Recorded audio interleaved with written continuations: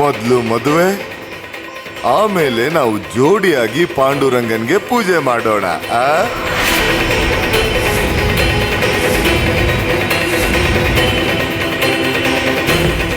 ಸರಿ, ಆದ್ರೆ ನಮ್ಮ ಅಮ್ಮ ಅಪ್ಪ ಹೇಳ್ದೆ ಅಲ್ವಾ, ಮೊದಲು ಮದುವೆ.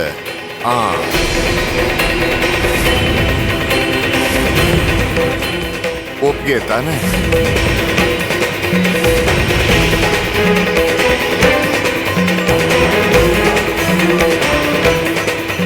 ಒಪ್ಪಿಗೆ ಇದೆ.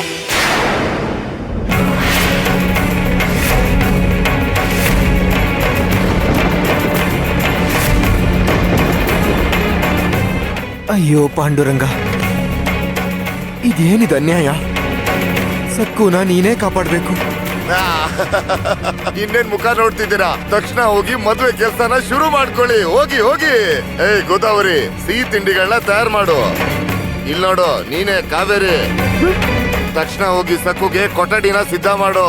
ಹೋಗು ಹೋಗು ಹೋಗು. ಮಂಗಳ ವಾದ್ಯಗಳನ್ನ ನುಡಿಸ್ರು.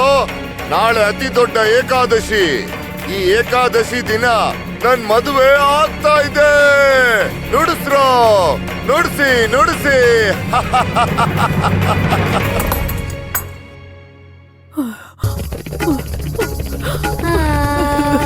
ಸಕ್ಕು,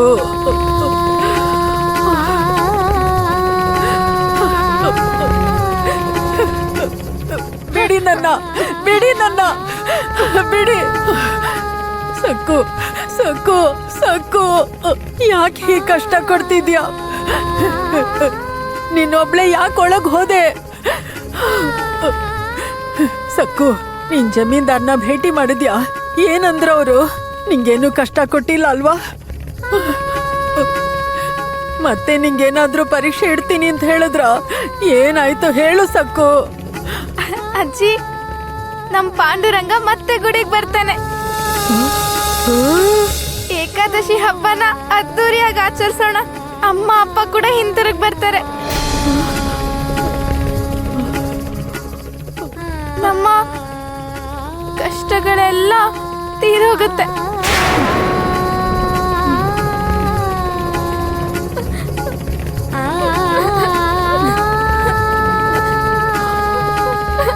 ನೀನೇನ್ ಮಾತಾಡ್ತಿದ್ಯಾ? ದಿಢೀರ್ ಅಂತ ಅವನ್ ಹೇಗ್ ಒಪ್ಕೊಂಡ? ಅವನ್ ಮನ್ಸು ಹೇಗ್ ಬದ್ಲಾಯ್ತು? ಸಕ್ಕು,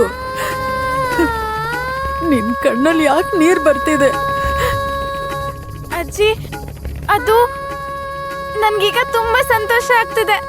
ಇದು ಆನಂದ ಬಾಷ್ಪ. ಸರಿ ನಡಿ, ಮನೆಗೆ ಹೋಗೋಣ. ನಾವು ಮಾಡ್ಬೇಕಾದ ಕೆಲ್ಸಗಳು ತುಂಬಾ ಇವೆ ಅಜ್ಜಿ. ಗುಡಿನ ಸ್ವಚ್ಛ ಮಾಡ್ಬೇಕು. ನಾವು ಮನೆಗೆ ಹೋಗೋಣ. ನಡಿ ನಡಿ ಅಜ್ಜಿ, ನಡಿ ಬಾ.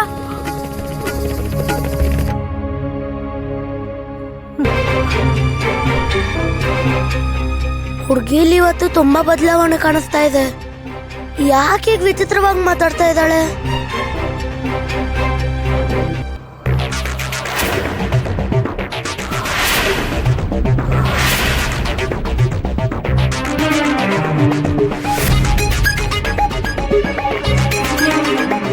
ಹೋಗಿ ಹೂ ತಗೊಳ್ಳಿ. ಹೋಗಿ ಪಾದರಕ್ಷೆಗಳ ಹತ್ರ ಇರೋ ಹೂಗಳನ್ನ ತಗೊಳ್ಳಿ. ಅಯ್ಯೋ, ಹೂಗಳನ್ನ ತಗೊಳಕ್ ಹೇಳ್ತಿದ್ದೀರಾ? ಜೂಜಾಡೋದನ್ನ ಬಿಟ್ಬಿಟ್ಟಿದ್ದೀನಿ. ನಾನ್ ಮನೆಯಿಂದ ಹೊರಗಡೆನೆ ಹೋಗ್ತಾ ಇಲ್ಲ. ಹೌದು, ಬೇಕಾದ್ರೆ ನೀವು ವತ್ಸಲಾನ್ ಕೇಳಿ. ನಾನ್ ಮನೆಯಿಂದ ಹೊರಗಡೆ ಕಾಲಿಟ್ಟು 2 ದಿನ ಆಯ್ತು. ಅದಕ್ಕೆ ಅದು ಬಾಬಾ ಪಾದದ ಹತ್ರ ಇರೋ ಹೂಗಳನ್ನ ಅಪ್ಪಿತಪ್ಪಿ ಕೂಡ ಮುಟ್ಟಬಾರದು ಅಂತ ನಾನು ತುಂಬಾ ದೃಢವಾಗಿ ನಿರ್ಧಾರ ಮಾಡಿದ್ದೀನಿ. ಅದಕ್ಕೆ ಹೇಳೆ. ಹೌದಕ್ಕ, ಇನ್ನು ಮುಂದೆ ಜೂಜ್ ಆಡಲ್ಲ ಅಂತ ಎಷ್ಟು ಸಲ ಹೇಳಿದ್ಯಾ? ಈಗ ವಿಷಯ ಅದಲ್ಲ. ಇನ್ನೊಂದು ಮುಖ್ಯವಾದ ವಿಷಯದ ಬಗ್ಗೆ ನೀವು ಪ್ರಮಾಣ ಮಾಡಬೇಕು. ಹೂಗಳನ್ನ ತಗೊಳ್ಳಿ. ಸರಿ ಸರಿ.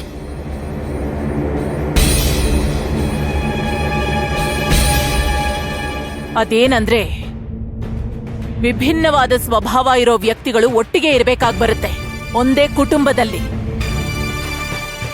ಇಷ್ಟ ಇದ್ರೂ ಇಲ್ದೇ ಇದ್ರೂ ಒಟ್ಟಿಗೆ ಜೀವನ ಮಾಡ್ಲೇಬೇಕು. ಇನ್ನು ಇವರನ್ನೆಲ್ಲ ಒಂದೇ ದಾರಿಲಿ ನಡೆಸೋ ಜವಾಬ್ದಾರಿ ಮನೆಯ ಹಿರಿಯರದ್ದು.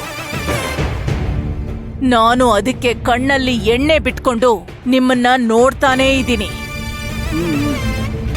ಕೆಲವರಿಗೆ ರಹಸ್ಯಗಳನ್ನ ಮುಚ್ಚಿಡೋಕಾಗಲ್ಲ.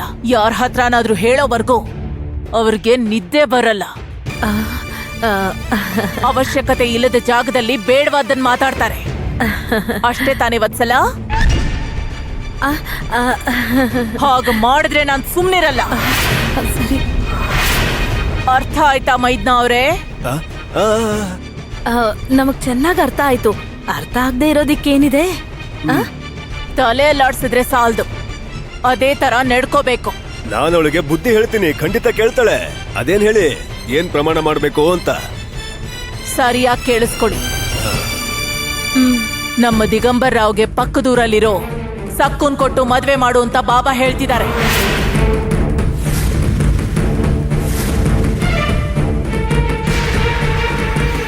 ಅವ್ರ ಆಜ್ಞೆ ಪಾಲಿಸ್ಬೇಕು.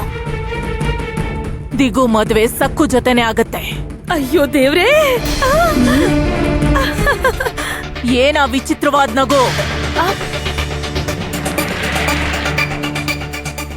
ಅಯ್ಯೋ, ಅವಳು ಸಂತೋಷ ಪಡ್ತಿದ್ದಾಳೆ, ಆನಂದ ಪಡ್ತಿದ್ದಾಳೆ. ನಮ್ಮ ದಿಗಂಬರ್ ರಾವ್ ಮದ್ವೆ ಅಂದ್ರೆ ಮಾಮೂಲಿ ವಿಷಯನಾ? ಓ, ದಿಗು ಮದ್ವೆ ಸಕ್ಕು ಜೊತೆ ಆಗ್ತಿದೆ ಅಂತ ಅಪ್ಪಿ ತಪ್ಪಿ ಕೂಡ ನೀವ್ ಯಾರ ಹತ್ರನೂ ಹೇಳ್ಬಾರ್ದು. ಮುಖ್ಯವಾಗಿ ಈ ವಿಷಯ ಸುಬೇದರ್ಗೆ ಗೊತ್ತಾಗಬಾರ್ದು. ಅಯ್ಯೋ, ನಮ್ಗೇನ್ ಕೆಲ್ಸ ಇಲ್ವಾ ಹೋಗಿ ಅವ್ರಿಗೆ ಹೇಳೋದಕ್ಕೆ? ಪ್ರಮಾಣ ಮಾಡಿ. ಸರಿ ಆಯ್ತು.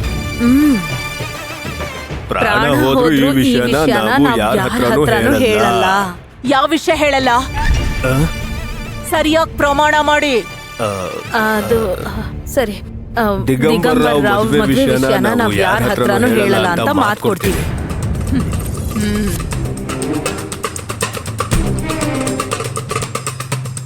ಬಾಬಾ ಅವರ ಹೂವಿನ ಮೇಲೆ ಪ್ರಮಾಣ ಮಾಡಿದ್ದೀರಾ. ಇಲ್ಲಿ ನಡೆಯೋದನ್ನ ಅವರು ದಿವ್ಯ ದೃಷ್ಟಿಯಿಂದ ನೋಡ್ತಿರ್ತಾರೆ.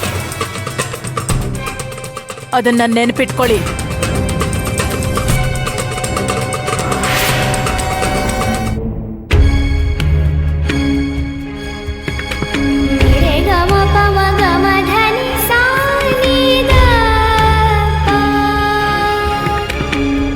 ನೀನು ಪಾಂಡುರಂಗನ್ಗೆ ಈಗ ಪೂಜೆ ಮಾಡೋ ಹಾಗಿಲ್ಲ.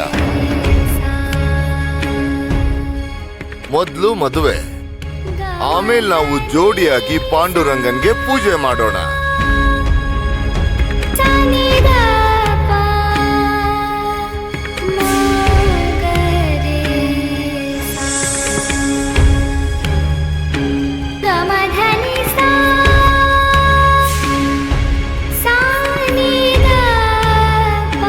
ಹುಡುಗಿ ಅವ್ರ ಅಪ್ಪ ಅಮ್ಮ ನೆನೆಸ್ಕೊಂಡು ಚಿಂತೆ ಮಾಡ್ತಾ ಇದ್ದಾಳ ಅನ್ಸುತ್ತೆ.